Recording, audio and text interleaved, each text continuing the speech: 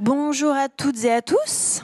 Bonjour, il y a encore quelques personnes qui vont s'installer, trouver des places. Je suis ravie d'avoir une presque full house ce matin. Bienvenue. Comment allez-vous? Je vais vous demander de 1 à 5, 5 étant votre plus haut niveau d'énergie. Vous êtes à combien maintenant? Levez la main. Vous n'êtes pas obligé de dire 5 si vous n'êtes pas à 5. Hein. Ce n'est pas non plus no judgment. Si vous êtes fatigué, on a le droit. Tout va bien. Voilà, on rigole un peu, on en a besoin, surtout en ce moment.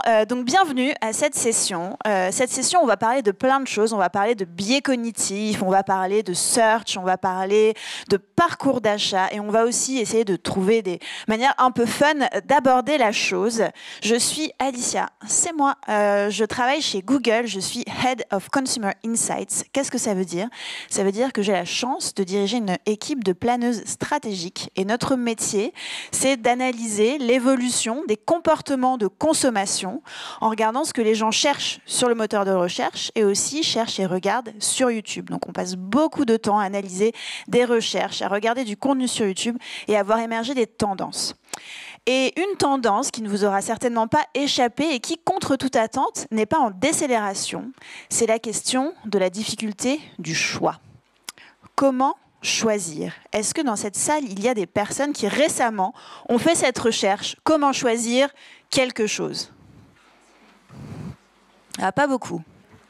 Ah, ou alors vous êtes un peu timide et vous n'osez pas dire. C'est OK. Encore une fois, pas de jugement. Ce qui est intéressant, c'est que quand on regarde sur Google Trends l'évolution juste de la requête « Comment choisir ?», on voit que on ne dirait pas qu'on est en croissance démentielle, mais on est en croissance constante. Et ça pourrait même paraître un peu contre-intuitif parce que finalement, on se dit qu'avec la maturité, la maturation finalement d'une certaine manière des consommateurs et des consommatrices, on pourrait avoir de moins en moins besoin d'aller rechercher sur l'information sur comment choisir, a fortiori pour certaines catégories de produits. Alors c'est celles-ci qui m'ont surprise. À votre avis, quels sont les 3 produits les plus associés à la requête « Comment choisir ?» en volume en France ces 12 derniers mois? C'est quoi les produits? On a vraiment besoin d'aide à la décision. Allez-y, il n'y a pas de... Smartphone, technologie, quel genre de technologie si on parle produit? Voiture, électroménager, box internet. Alors, tout ça est pas tout à fait vrai.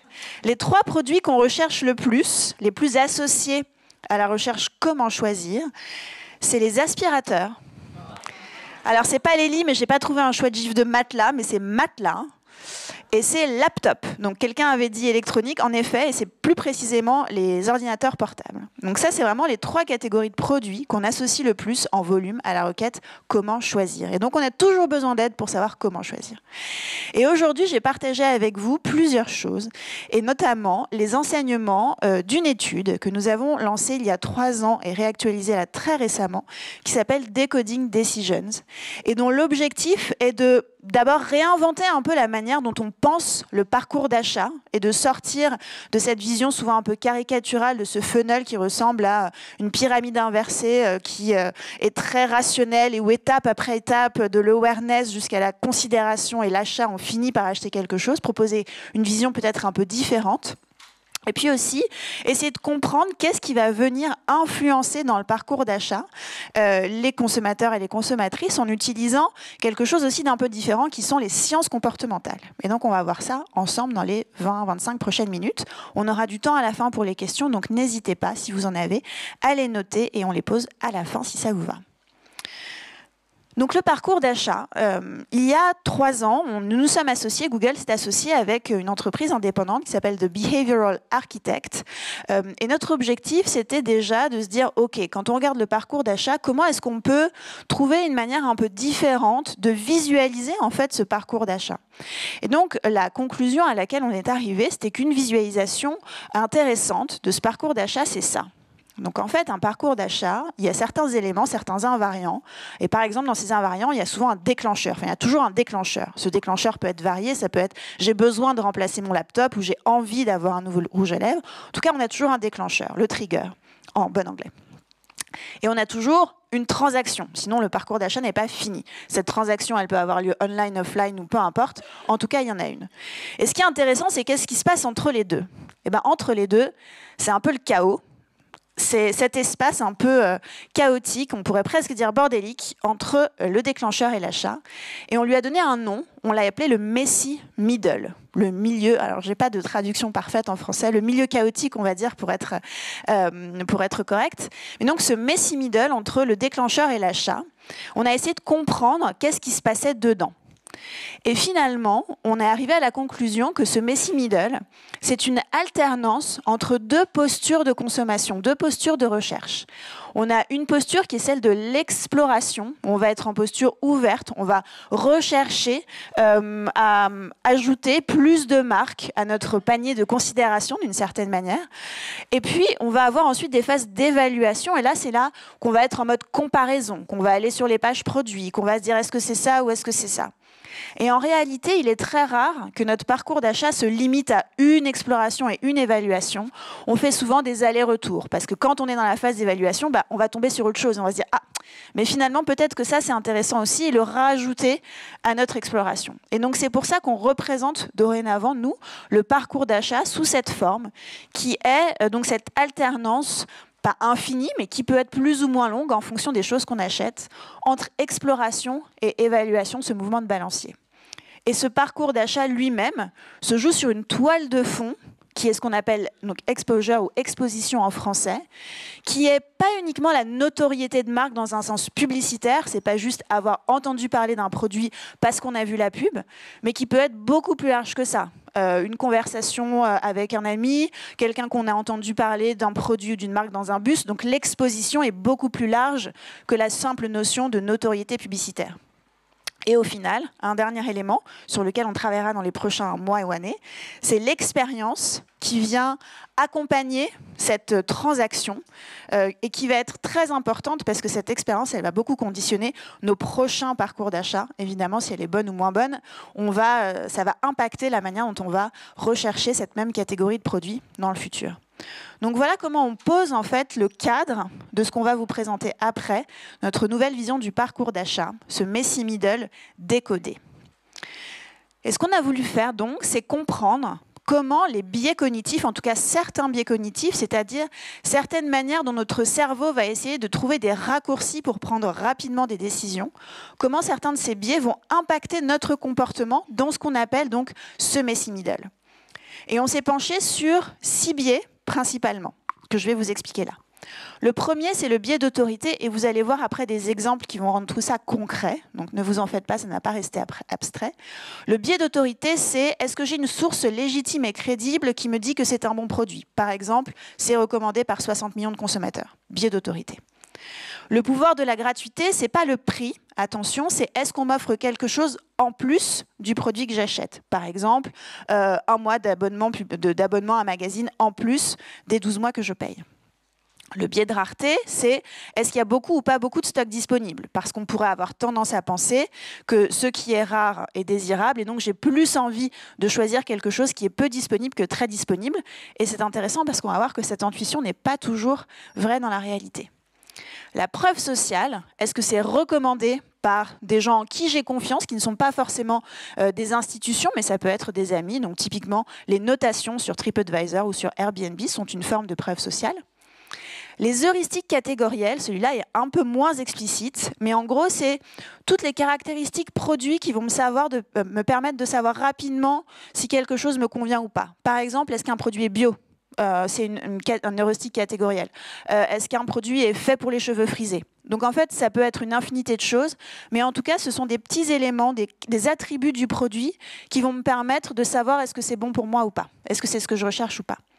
Et enfin, le pouvoir de l'instantanéité, puisqu'on part du principe aussi qu'on préfère avoir les choses rapidement plutôt que de devoir attendre. Donc plus quelque chose est disponible rapidement, mieux c'est, et plus j'ai envie de choisir ce produit. Donc en fait, on va tester l'impact de ces différents biais sur nos choix dans ce messy middle. Et pour faire ça, on va faire des simulations. Et c'est là où c'est un peu marrant par rapport à d'autres méthodologies.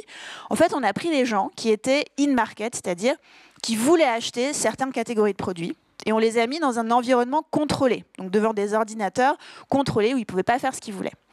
Et on leur a demandé, avant toute chose, de nous dire quelles sont leurs 2 marques préférées sur la catégorie de produits testés.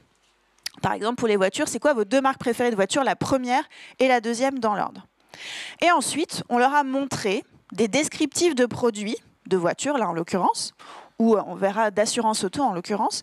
On leur a monté des descriptifs produits, puis on leur a demandé à chaque fois de choisir laquelle des deux offres ou lequel des deux produits ils préféraient. Et on a joué sur la manière de présenter l'offre en jouant sur ces biais que je vous ai présentés tout à l'heure, pour faire varier la manière dont on la présente, et on voit à quel moment les gens switchent ou pas d'un produit à un autre en fonction de la manière dont on aura présenté ces biais. Vous suivez à peu près ? Bon, super. Donc là, vous avez, c'est juste pour vous donner un exemple et que vous compreniez que c'est vraiment une simulation. Et donc, au départ, avant même de rentrer dans la simulation, comme on a demandé aux gens, c'est quoi votre première et votre deuxième marque préférée, 100% des gens disent, moi, ce que je choisis, c'est ma première marque préférée. Jusque-là, ça a du sens. Qu'est-ce qui se passe quand on les met juste face à leur deuxième marque préférée, présentée exactement de la même manière? On n'a pas joué sur les biais à ce stade. Le simple fait de les mettre face à deux marques, qui toutes les deux sont des marques que ces personnes aiment, et on a 39% sur la partie assurance auto qui vont dire « Ah mais en fait, je vais prendre la deuxième ». Alors que ce sont des gens qui ont dit « Ce sont mes deux marques préférées ». Mais le simple fait d'être là fait que « Ah, on a switché, je me suis souvenu qu'en fait, j'avais une deuxième marque préférée ». Et donc, qu'est-ce qui se passe quand on va venir jouer sur les biais ? Eh bien, par exemple, on va à la première marque préférée mettre que 3 étoiles. Donc là, c'est la preuve sociale dont je parlais tout à l'heure. À la deuxième, on va lui en donner 5, donc une meilleure preuve sociale. On va donner à la première marque préférée, dans le gratuit, l'assistance médicale gratuite. Et on va donner à la deuxième marque la voiture de location gratuite en cas de panne, qui est considérée par les gens comme plus désirable. En fait, c'est quand même mieux d'avoir une voiture de dépannage que l'assistance médicale gratuite pour les consos. Qu'est-ce qui se passe quand on présente cette deuxième marque préférée de cette manière ? Eh bien là, on a 61% des gens, donc plus de la moitié, qui vont switcher. Ils vont dire « Ah, ma deuxième marque préférée, elle est quand même vraiment mieux ». Et on va continuer l'exercice. Qu'est-ce qui se passe quand le biais d'autorité est meilleur pour la deuxième marque préférée ? Parce qu'on élu meilleur service client de l'année, c'est mieux que ce label qualité économique que on ne connaît pas forcément. Qu'est-ce qui se passe quand on ajoute à la deuxième marque préférée assistance sur le lieu de la panne, même au domicile versus service client basé en France. Et puis, sur l'instantanéité, devis en 5 minutes d'un côté versus devis en 24 heures de l'autre. Et enfin, sur le biais de rareté, offre disponible aujourd'hui seulement ou 7 semaines seulement. Et c'est là où il faut faire un petit détour, et c'est ce que je vous ai dit tout à l'heure. Ça peut paraître contre-intuitif, mais en fait, on a réalisé que quand on mettait trop la pression aux gens, qu'on leur a dit « c'est maintenant que tu décides », en fait, c'est moins désirable. Donc finalement, on préfère leur laisser un peu plus de temps, et donc on a chargé ou superchargé le deuxième produit avec ce biais cognitif-là, parce qu'en fait, c'est celui-là qui est plus désirable. Et bien, qu'est-ce qui se passe ? 3/4 des gens choisissent la deuxième marque préférée. Évidemment, c'est un exercice qui est artificiel. On n'est pas en train de dire que dans la vraie vie, ça se passe tout le temps comme ça. Néanmoins, on voit bien que d'une première marque préférée, qui même en simple exposition, quand même, séduisait encore 61% des gens, là, clairement, elle ne fait pas le figure versus la deuxième marque préférée. Et la dernière étape de l'expérimentation, c'est se dire, OK, mais là, on est sur des marques qu'on connaît. On compare deux marques qu'on aime déjà bien. Qu'est-ce qui se passe si on invente une marque ? Et qu'on compare notre première marque préférée avec une marque inventée, dont forcément personne n'a jamais entendu parler, donc il ne peut pas y avoir cet attachement à la marque, il ne peut rien avoir qui vient perturber la notion de choix. Et donc on va comparer la première marque préférée dans sa version la plus simple, avec cette marque inventée, mais vraiment superchargée, c'est-à-dire avec ses biais cognitifs mis au maximum de ce qui est censé être désirable. Eh bien, on voit que même une marque dont personne n'a entendu parler, on a plus de la moitié des gens qui ont switché. Donc, ce que ça veut dire, c'est que le simple fait d'être là, déjà, ça peut faire basculer la préférence de marque, et on l'a vu pour un nombre non négligeable de personnes. Ce que ça veut dire aussi, c'est que quand on fait découverte dans le Messy Middle, donc dans ces phases d'exploration et d'évaluation, eh bien, ces découvertes, elles peuvent déterminer l'issue de la transaction. Et notamment donc, cette découverte ou apprendre les attributs du produit définis par ces biais cognitifs. Et enfin, même une nouvelle marque dont on n'a pas entendu parler peut se faire une place dans le Messy Middle. Je vous montre rapidement, parce qu'on a couvert en France différentes catégories de produits. Vous l'avez compris, on parle d'une simulation où les gens doivent avoir un produit en face d'eux. Donc on n'est pas sur des catégories, on n'a pas fait le retail, mais on a fait le mobilier de jardin, les sites de dating, fournisseurs d'énergie, shampoing, assurance auto, basket en gros, télé et aspirateur, le fameux aspirateur dont on parlait tout à l'heure. Et donc ce qu'on voit, c'est qu'il y a évidemment des variations en fonction des catégories de produits, mais les variations ne sont pas dinguissimes. Donc ce qu'on a observé notamment sur la simple exposition, et là c'est ce qu'on regarde, fonctionne sur toutes les catégories de produits. Sur la deuxième marque, quand elle est superchargée, donc on voit que c'est pareil, entre la télé et le site de dating, qui sont les grands opposés, on n'a pas des différences qui sont extrêmement significatives. Donc le principe de supercharger ces biais cognitifs fonctionne sur toutes les catégories de produits ici. Et j'en profite pour mentionner que c'est cohérent aussi dans les différents pays. Il y a assez peu de différences d'un pays à un autre sur la manière dont les consos réagissent face à ces différents biais. Et de la même manière sur la marque inventée, là, les différences qu'on observe aussi sont intéressantes. C'est à la rigueur sur la partie casual shoes et on l'a observé aussi dans d'autres pays sur la partie des céréales de petit déjeuner. Pourquoi ? Parce que là, pour le coup, on imagine qu'on se trouve là où il y a le moins d'impact, entre guillemets, des biais cognitifs, parce qu'une marque de céréales, en fait, le goût, on le connaît. Donc, quand on veut acheter certaines céréales, c'est comme Nutella et une autre marque, je ne sais pas si je devrais dire ça ici, c'est pas le même goût, ça on le sait. Donc, ça peut être meilleur, ça peut être plus bio, tout ce que vous voulez, c'est pas la même chose. Et pareil, sur les baskets, si on est attaché à la marque Nike ou Reebok, on ne va pas choisir autre chose. Donc, voilà. Donc, ça, c'est Decoding Decisions, la première version qu'on a donc lancée il y a 3 ans. Et quand on a fait ça, donc déjà, ça nous a appris plein de choses. Et on s'est dit, qu'est-ce qui se passerait si on essayait ce même genre de méthodologie avec les annonces search ? Et donc, on est passé de cette simulation où on a 2 produits qu'on compare avec des fiches produits, en l'occurrence, avec des attributs, donc ces biais qu'on va tester, et sur lesquels on va venir tester donc les réactions des consos, à un environnement dans lequel on va mettre les gens face à une fausse page de résultats de recherche. Alors là, vous avez un exemple. Il ne faut pas forcément prendre cet exemple-là comme étant celui qu'on a testé, puisqu'en l'occurrence, on avait 8000 personnes devant nous. Et donc, on a fait des tas de combinaisons différentes. Et donc, chaque personne a vu elle-même plein de combinaisons différentes. Ce que je vous montre là, ce sont juste des exemples, des illustrations pour vous permettre de vous représenter ce que c'est. Ce n'est pas nécessairement exactement ce qui a été testé. Mais en tout cas, voilà, on a testé dans cet environnement page de résultats de recherche 3 annonces pour 2 marques qui sont les marques préférées, comme tout à l'heure, des consos, et puis une marque qu'on aura inventée. Et on va regarder ce qui se passe. En revanche, on n'a pas exactement testé tout à fait les mêmes biais, parce qu'on a aussi appris des choses de la première occurrence de Decoding Decisions. Et donc, je vais vous expliquer quels sont les biais qu'on a testés. Il y en a qu'on va retrouver et d'autres non. Le premier biais qu'on a ajouté, c'est le biais qu'on appelle l'ordre de mention. En gros, ça veut dire dans quel ordre est-ce que je dis les choses. Là, dans une annonce search, vous avez soit le nom de la marque. Alors, j'ai écrit 2e marque préférée, mais vous pouvez imaginer, là, on parle de basket, que c'est soit Nike, soit Reebok, soit n'importe quelle autre marque. Celle qui aura été dite préférée en 2e par les personnes interrogées.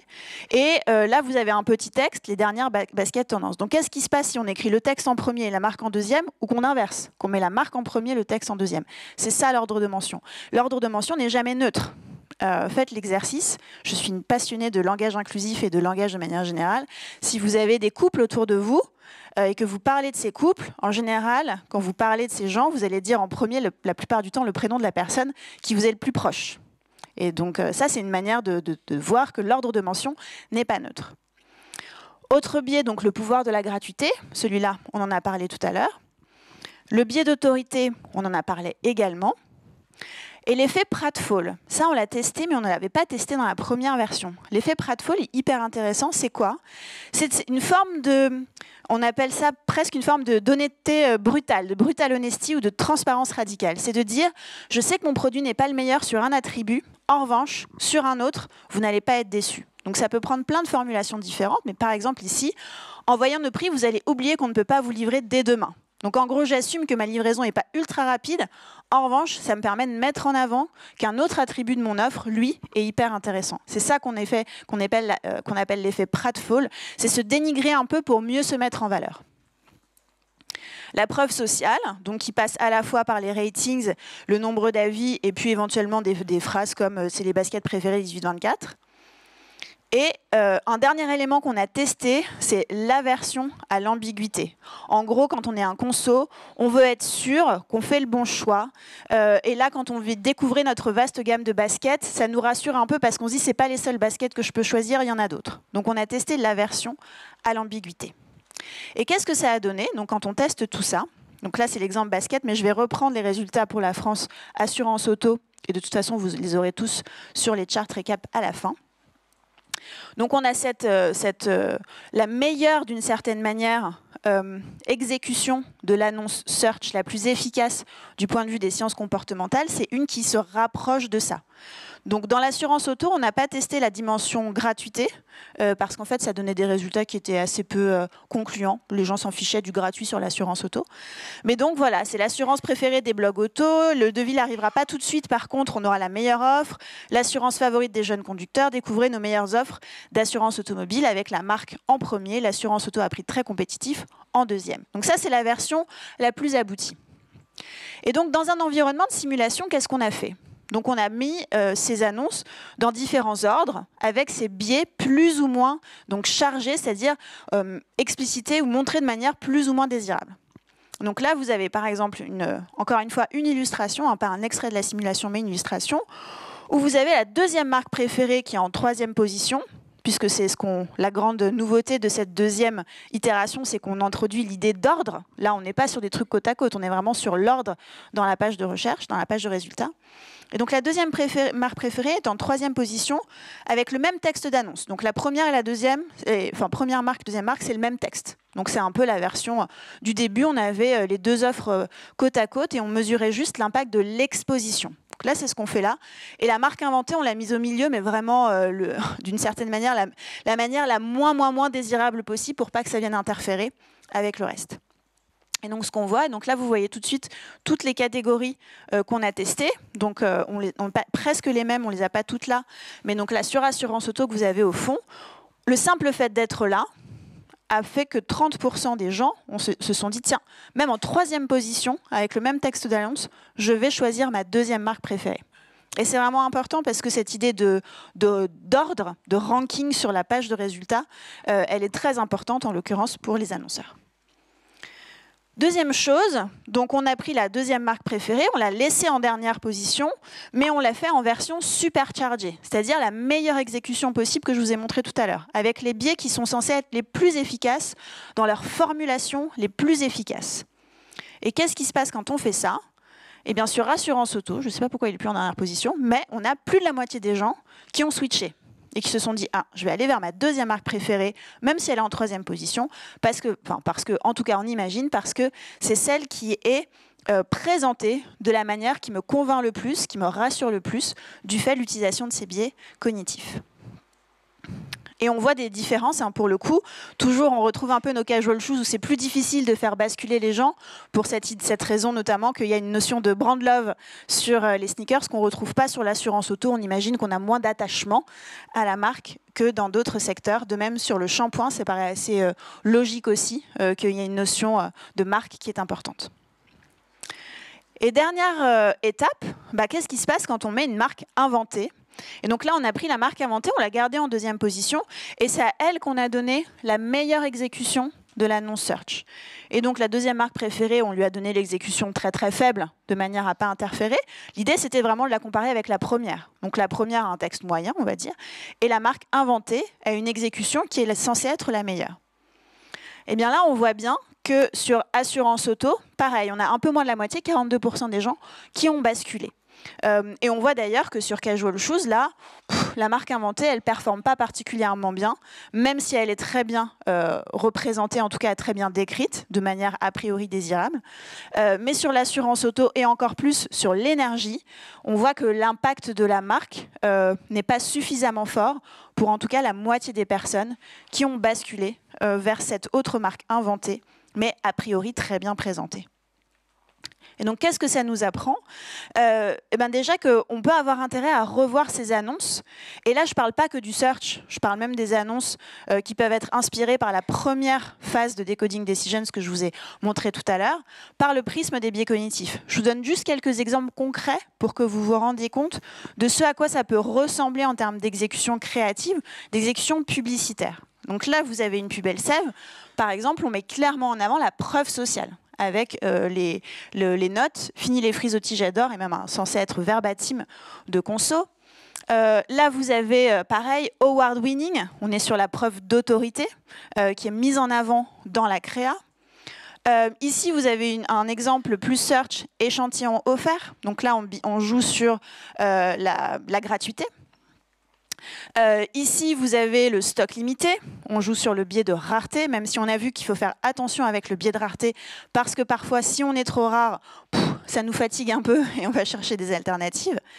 Et donc, une fois qu'on a listé finalement les attributs de marque dont on dispose pour ces produits ou ces services, eh bien, on peut les classer finalement par biais cognitif.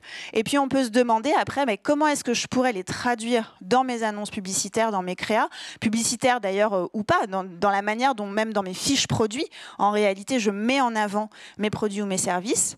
Et après, on teste l'impact de ces nouvelles créas. Et donc, je ne peux que vous encourager, si vous avez la main sur ces questions ou si, dans vos entreprises, vous travaillez avec les équipes qui font l'assortiment en ligne, on va dire, ou qui font les créas publicitaires, à vous dire comment est-ce que je pourrais mieux mettre en avant ces attributs, de manière responsable, évidemment, parce que l'objectif, c'est pas de triquer, c'est-à-dire de piéger les gens avec les attributs, c'est de se dire qu'est-ce qui a du sens pour moi, probablement pas tous les 6 attributs ou les 6 biais ou les 10 qu'on a vus aujourd'hui, lesquels sont vraiment légitimes, puisque de toute façon, la preuve sociale, normalement, on ne peut pas tricher avec elle. Pareil pour le biais d'autorité. En revanche, quand on les a, c'est dommage de ne pas les mettre en avant, parce que ça a vraiment un impact sur la manière dont les consommateurs et les consommatrices font leur choix dans ce fameux messy middle entre le déclencheur et l'achat. J'en ai fini et nous avons quelques minutes pour des questions. Je vous écoute. Oui. Oui. Oui.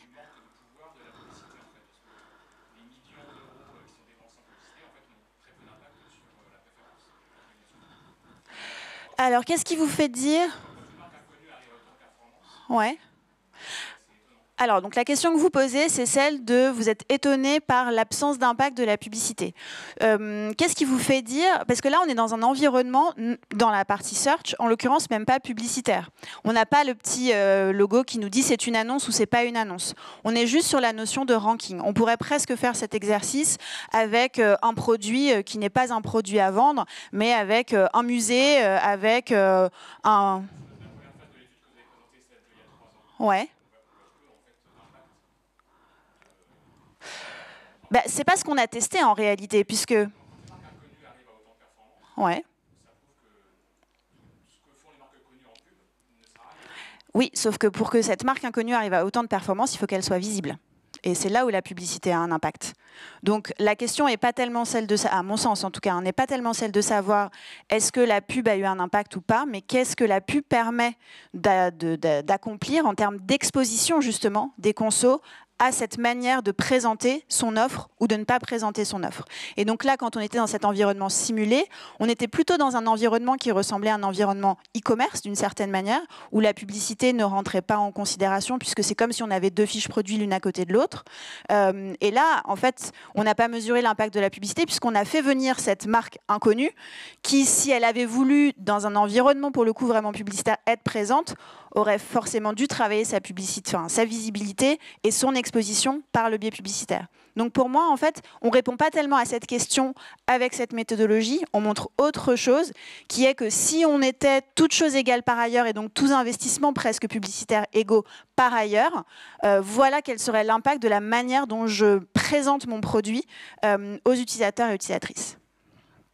Oui. Moi j'avais une question sur la manière dont vous avez superchargé par catégorie. Oui. J'imagine qu'il y a des biais qui sont différents. On voyait par exemple un écart entre un achat un peu plus rationnel comme une assurance auto et puis un achat beaucoup plus émotionnel comme les sneakers. Ouais. Est-ce que vous pouvez un peu détailler Oui, alors, donc votre question, c'est comment est-ce que les biais ont été travaillés différemment en fonction des catégories? Ok. Non, ils n'ont pas tellement été travaillés différemment. En réalité, on s'est attaché, justement parce qu'on voulait être capable de comparer en fait d'une catégorie à une autre. En revanche, alors ce que vous voyez pas ici, parce qu'on peut pas rentrer dans le détail de toutes les catégories, c'est que cette chose-là, donc cette exécution qui est censée être la meilleure exécution possible, n'est évidemment pas la même catégorie par catégorie. Donc en fait, moi j'ai des fichiers, des énormes fichiers Excel ou Google Sheet en l'occurrence. Dans lesquels je vois pour chacun des produits et chacune des catégories de produits testés, quelle est la version du biais qui est la plus performante. Donc on a testé tous les biais, et je ne suis pas rentrée dans ce niveau de détail, mais je vais le faire puisque vous me posez la question.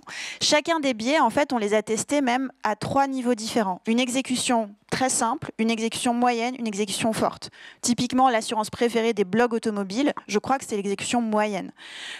Et donc, c'est pour ça qu'à la fin, j'ai cette espèce de visualisation où j'ai sur chacun des biais, pour chacune des catégories de produits, comme une matrice qui me montre, pour chacune donc, des catégories de produits, laquelle des exécutions de chacune des biais est la plus performante. Et c'est la combinaison de tout ça qui me donne, et que j'ai retranscrit ici pour l'assurance auto, sur la version, la meilleure exécution. Et c'est uniquement sur l'assurance auto, comme je disais là, qu'on n'a pas mis dans la meilleure exécution la notion de power of free, du pouvoir de la gratuité, parce qu'on a vu que ça n'avait pas d'impact et que ça n'avait pas beaucoup de sens, en fait, pour les consos, tout simplement, de se dire d'avoir quelque chose de gratuit en plus de l'assurance.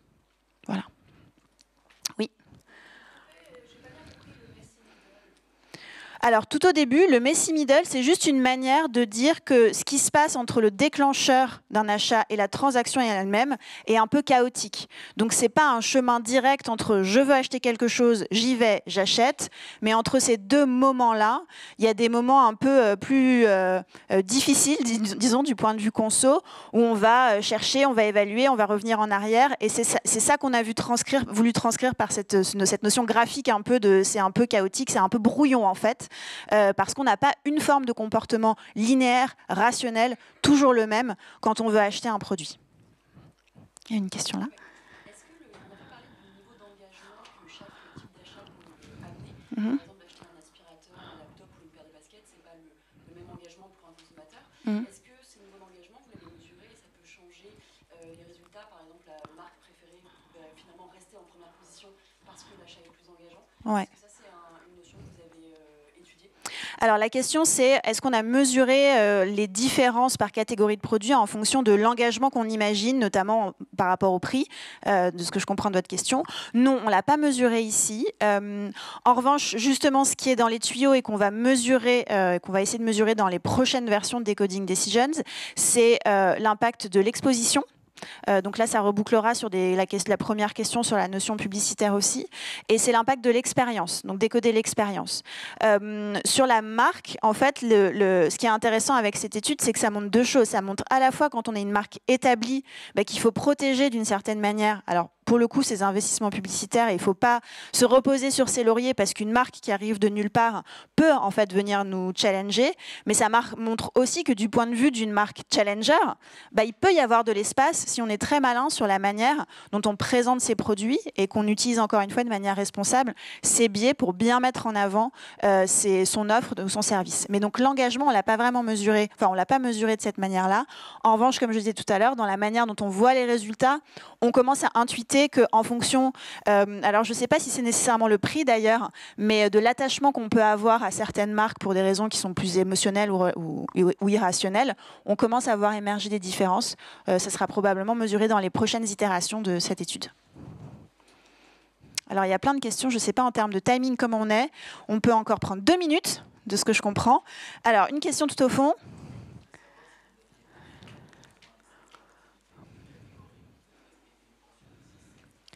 Alors pour la France, donc la question c'est est-ce qu'on a affiné les catégories?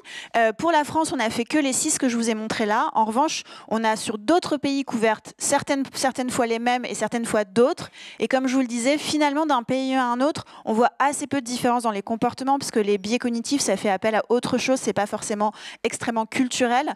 Et donc c'est pour ça qu'on s'appuie. Moi, parfois, je présente en France des résultats qui viennent d'autres pays parce que c'est une catégorie de produits qui correspond mieux à la personne que j'ai en face de moi. Donc on s'est limité limité à 6 sur la France, mais on a une vision plus globale d'autres catégories sur d'autres pays. Dernière question.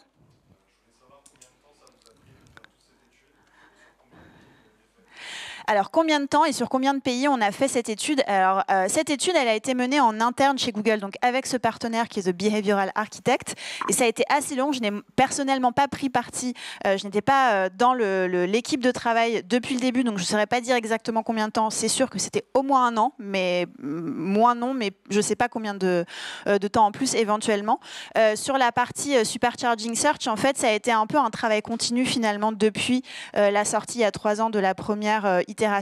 Et comme je disais tout à l'heure, il va y en avoir encore d'autres parce que ça nous ouvre plein de portes et ça ouvre aussi plein de questions. On a conscience que c'est une simulation assez artificielle. Donc, encore une fois, il faut continuer à tester pour voir comment ces hypothèses et ces premières simulations se concrétisent dans la vraie vie. Et la deuxième partie de la question, c'était sur combien de pays. Alors, je n'ai pas le chiffre en tête exactement, mais il me semble qu'on couvre plus entre 10 et 15 pays. Voilà, quelque chose comme ça. Je vais arrêter là les questions pour l'enregistrement. Donc, je vous remercie beaucoup d'être venus. Néanmoins, si vous avez d'autres questions, vous pouvez rester un petit peu et me les poser, il n'y a pas de problème. Mais merci beaucoup pour votre attention et votre participation et très bonne journée.